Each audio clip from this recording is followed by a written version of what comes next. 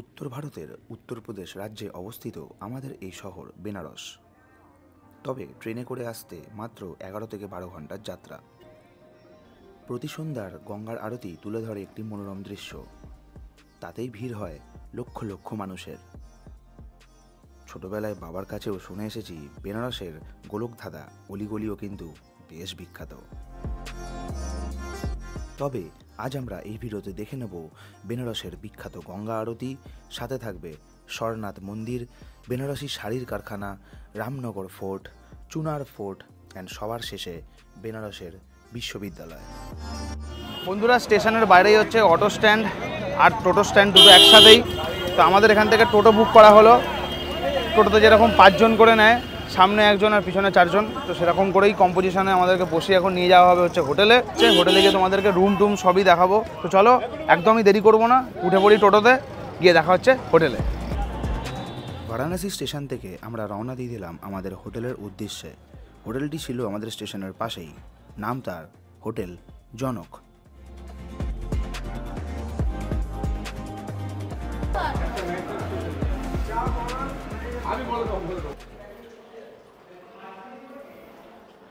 বন্ধুরা, এই হচ্ছে আমাদের রুম।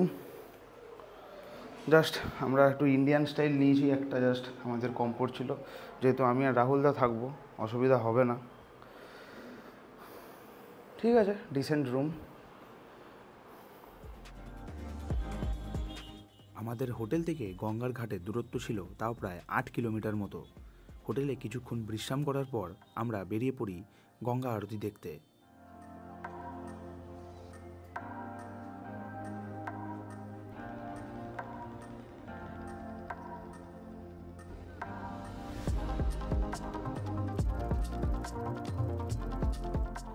একটি নৌকা ভাড়া করে আমরা ভেসে পড়লাম বিভিন্ন বেনারসের ঘাট দেখতে।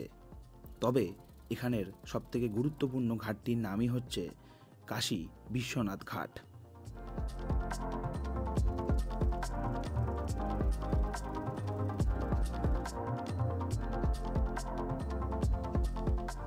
বিভিন্ন ঘাট ঘুরে আসার পর এসে দেখি আমাদের কাশী বিশ্বনাথ ঘাটে আরতি শুরু হয়ে গিয়েছে। বন্ধুরা, আমরা একটু আগেই তোমাদেরকে দেখালাম যে আমরা কিন্তু বোট সাফারি করলাম। বোট সাফারি করে গেলাম হচ্ছে একদম বেনারস শহরের মধ্যে সবথেকে লাস্ট ঘাটটি। অ্যান্ড এখন আমরা পৌঁছে গেছি এসে আবার যেখান থেকে আমরা বোট সাফারি শুরু করেছিলাম, সেটির নাম হচ্ছে কাশী বিশ্বনাথ ঘাট, মানে যেটা হচ্ছে বেনারসের মেন ঘাট। সেখানেই কিন্তু আমরা এখন এসে পৌঁছে গেছি। তোমাদেরকে আরতিটা দেখাচ্ছি। আর আমরা কিন্তু এখন আপাতত আছি হচ্ছে বোটের মধ্যেই, নৌকার মধ্যেই আছি। নৌকার থেকেই কিন্তু আমরা আরতিটা দেখছি। আর সেরকম অতটা ভালো দেখা যাচ্ছে না, বাট স্টিল তোমাদের কাছে ভালো একটা ছবি তুলে ধরার আমি চেষ্টা করছি। আর হ্যাঁ, তোমাদেরকে এখনই একটা জিনিস বলে দিই, এখানে আরতি কিন্তু শুরু হয় একদম ডট সন্ধে 6:30 থেকে। তো আমরা কিন্তু এসে পৌঁছে গেছি একদম 6:30 নাগাদই। টাইম এখন দেখিয়ে দিই কটা হচ্ছে। এই তো আরতি হয়তো চলবে 40 মিনিট মতো, তারপরে কিন্তু আরতি শেষ হয়ে যাবে, তারপর আমরা আবার ব্যাক করে যাবো। এই বিশ্বনাথ ঘাটের আরেকটি নাম হচ্ছে গুপ্তকাশী ঘাট। এই ঘাটে কিন্তু 100-রও ওপরে ঠাকুরের মন্দির আছে। তো ভেবে নাও যে মানে একদিনে তো ঘুরে দেখা একদমই সম্ভব না, মানে জাস্ট ইম্যাজিন। আজকের মতো আমাদের পর্ব শেষ। এই পর্বতেই থাকছে কালকের এপিসোড। আর তোমাদেরকে টাইমটাও দেখিয়ে দিই, এই যে 7:28 বাজে, 7:30 বাজছে ডট। এবার আমরা যাবো হচ্ছে হোটেলে গিয়ে করব ডিনার। আবার কালকে আমাদের 8:30টার সময় বেরানো। কালকে অনেকগুলোই স্পট আছে, তো সেইগুলো আমি এই ভিডিওতেই জুড়ে দেবো। এই ভিডিওতেই থাকছে। এটা তোমরা দেখছো হচ্ছে এপিসোড 2। শেষ করব আমরা কালকে এপিসোড 2টা, আর তারপরের দিন থেকে শুরু করবো হচ্ছে এপিসোড 3। হোটেলে ফিরে আসার পর চটপট সেরে নিলাম আমাদের ডিনারে ছিল রুটি, পনিরের তরকারি, চিকেন কষা এবং স্যালাড। পরের দিন সকালের ব্রেকফাস্টে ছিল লুচি, সন্দেশ এবং ছোলার তরকারি। সেই ব্রেকফাস্ট সেরেই আমরা বাসে করে বেরিয়ে পড়লাম সারনাথ মন্দিরের উদ্দেশ্যে। সারনাথ মন্দির আমাদের হোটেল থেকে তাও প্রায় 10 কিলোমিটার মতো দূরে।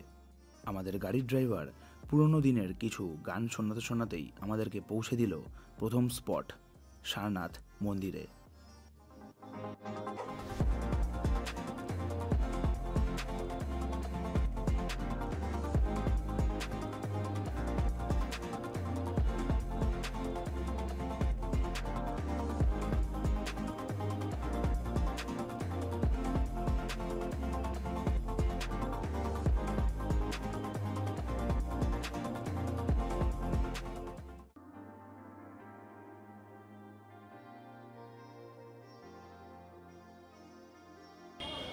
আপাতত এখন এসছি আমরা শাড়ির কারখানায়, যেখানে শাড়ি বানানো হয়।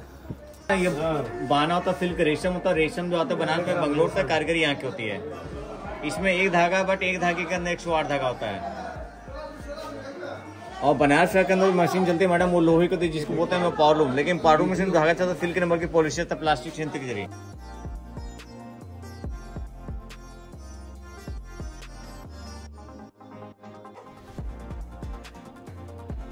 আমাদের এই বেনারস শহর কিন্তু খুবই বিখ্যাত বেনারসি শাড়ির জন্যে, যেগুলো মানে আমাদের বাঙালিদের কিন্তু খুবই পছন্দের শাড়ি। আর তার থেকেও বড়ো কথা হচ্ছে, আমি এখানে শুনলাম যে একটা যে সুতো, ওই সুতোর মধ্যে নাকি 108খানা আরও সুতো আছে। হ্যাঁ, সেই সুতো দিয়েই নাকি বেনারসি শাড়ি বানানো হচ্ছে। তোমাদেরকে দেখাচ্ছি স্ক্রিনে, বা দেখে নিয়েছো তোমরা স্ক্রিনে, যে মেশিনটা দিয়ে বানানো হয় সেটাও তোমাদেরকে দেখালাম। আপাতত এবার আমরা যাবো হচ্ছে আমাদের সেকেন্ড স্পটে। এখানে রাস্তার অবস্থা খুবই সুন্দর।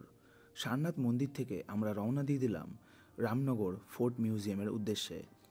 পথ ছিল 16 কিলোমিটার, সময় লাগলো 40 মিনিট মতো।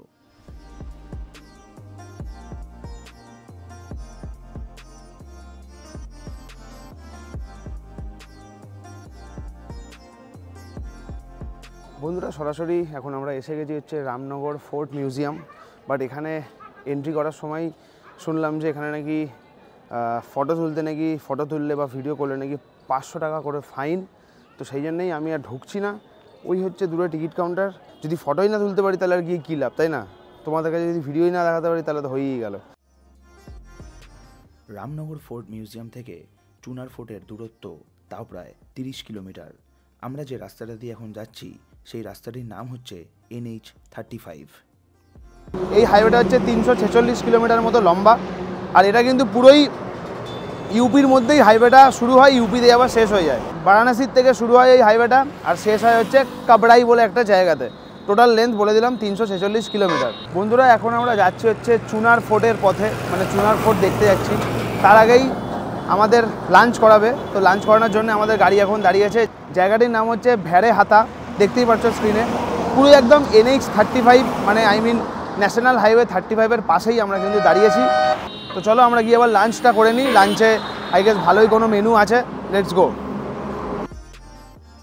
রাস্তার পাশে একটি ধাবা দেখে আমরা সেরে ফেললাম আমাদের দুপুরের খাবার। খাবারে ছিল ফ্রাইড রাইস, আলুর দম এবং চিলি চিকেন।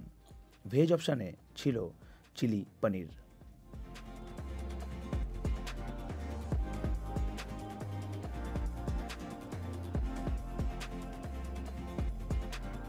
কিছুক্ষণ পরেই আমরা NH35 ছেড়ে ঢুকে পড়লাম চুনার ফোর্টের রাস্তায়। সেই রাস্তা দিয়ে চুনার ফোর্টের দিকে যেতে লাগলো আমাদের মাত্র 15 মিনিট। এসে পৌঁছে গেলাম আমরা চুনার ফোর্ট। এইবার দেখে নিই এখানের কীরকম দৃশ্য। বন্ধুরা, বেনারস থেকে একদম সরাসরি আমরা চলে এসেছি এখন চুনার ফোর্টে। ফোর্টের তোমরা আশপাশের দৃশ্যটা জাস্ট দেখো, জাস্ট অসাধারণ, কিছু বলার নেই। এই ঠিক ফিলটা দিচ্ছে সেই যখন আমি এতে গেছিলাম জয়পুরের একটা ফোর্ট থেকে ঠিক এরকমই দৃশ্যটা ছিল। সাথে আমার রাজস্থানেও কিন্তু পুরোই ঘোরা, রাজস্থানে তো ফোর্ট ভর্তি। তো ওখানেও কিন্তু ঠিক এরকমই দৃশ্য পেয়েছিলাম। হয়তো আরেকটু উঁচু ছিল, বাট এটা ভালোই লাগছে আমার দেখে।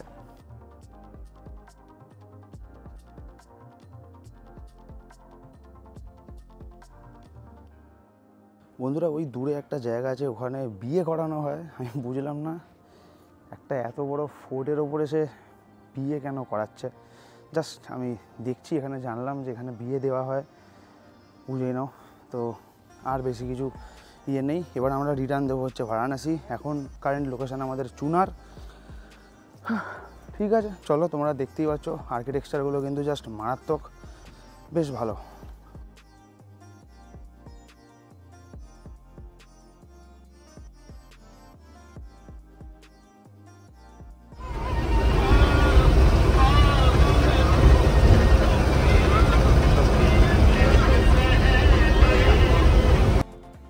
বেনারস বিশ্ববিদ্যালয়ের ভিতরেই আছে জাগ্রত বাবা বিশ্বনাথের মন্দির।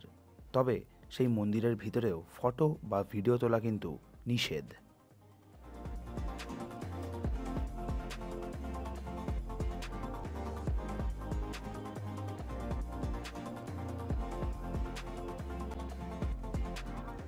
আজকের মতো ভিডিওটা এখানেই এন্ড করছি। কেমন লাগলো কমেন্ট সেকশানে তোমরা জানিও, অ্যান্ড ভালো লাগলে অবশ্যই একটা করে লাইক করে দিও। দেখা হচ্ছে তোমাদের সাথে আবার একটা নতুন ভিডিওতে। ততক্ষণের জন্য tata, good bye, সায়োনারা, signing off.